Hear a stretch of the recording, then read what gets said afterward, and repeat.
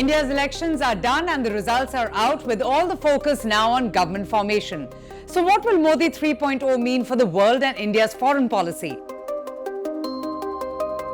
Well, these elections also witnessed the emergence of foreign policy as a domestic political issue. Historically, foreign policy has never really been a part of India's electoral discourse, but Modi had been an exception. Pursuing a muscular approach to foreign policy has long been a central theme of the BJP's national security policy. In fact, even during the recently concluded elections, Modi, while speaking at a campaign rally in April, had proclaimed that whenever we had a weak and unstable government in the country, our enemies capitalized on it and terrorism spread. He said, and I quote, that today we have Modi's strong government in India, and that is why आतंकवादियों को घर में घुसकर मारेंगे.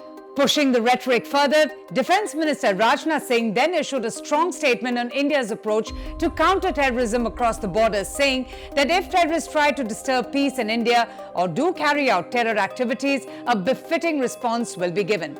In fact, he added, and I quote, that if they run away to Pakistan, we will enter Pakistan to kill them. According to Daniel Markey of the USIP, over its decade in office, the BJP has indeed taken a different approach from its immediate predecessors when it comes to managing perceived national security threats from Pakistan or other nations abroad. So what does Modi 3.0 mean for the world? Well, India's foreign policy will continue to navigate significant challenges, including the uncertainties from the ongoing Russia-Ukraine and Israel-Hamas conflicts to technological disruptions like artificial intelligence and increasing US-China friction. These issues necessitate a comprehensive government approach, and in the midst of this, prioritizing the neighborhood relations also remains critical and crucial for India. South Asia has traditionally been considered as India's sphere of influence, but China has also been steadily increasing its presence and influence through infrastructure projects, economic linkages, and aid.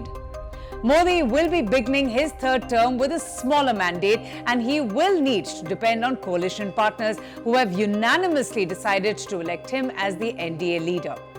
In fact, according to The Time, less political space won't really have a major impact on foreign policy because there's broad multi-partisan support for Modi's long-standing priority of deepening India's role and power on the global stage.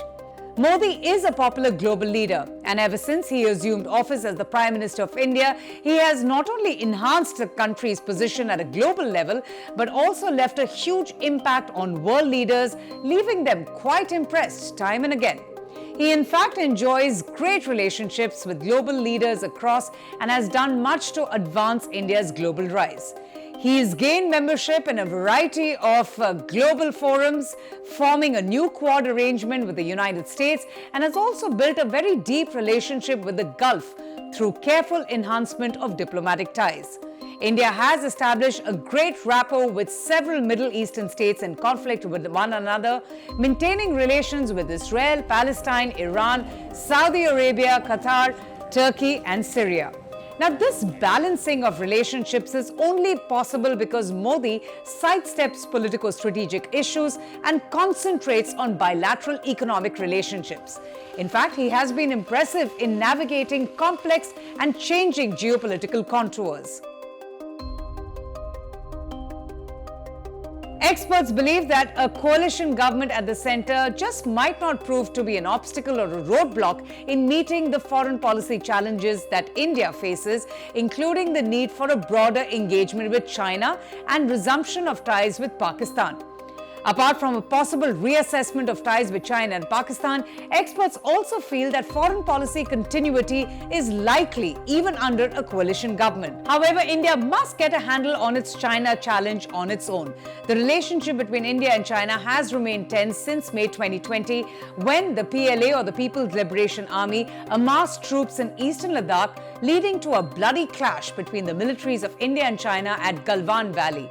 In fact, the Galwan clash resulted in the deaths of 20 Indian soldiers and at least 4 Chinese military personnel.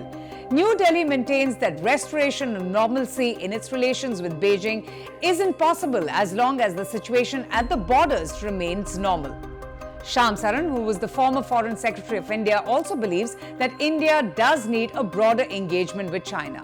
So therefore, it's really going to be important for Modi 3.0 to send out a very strong message that even under the compulsions of coalition politics, India's foreign policy resolve will remain focused and sharp as ever. They believe that a coalition government shouldn't prove to be an impediment when it comes to pursuing these foreign policy goals. India has traditionally navigated great power rivalries by doubling down on its core foreign policy principle of strategic autonomy while balancing ties with competing powers and also avoiding alliances to maximize flexibility. But things have changed. After a humbling mandate and a lackluster election, Modi, who is known for his bold and big decisions that he found very easy to execute and take with a brute majority, will have to change his ways, or he just might find himself under growing pressure to get off the fence.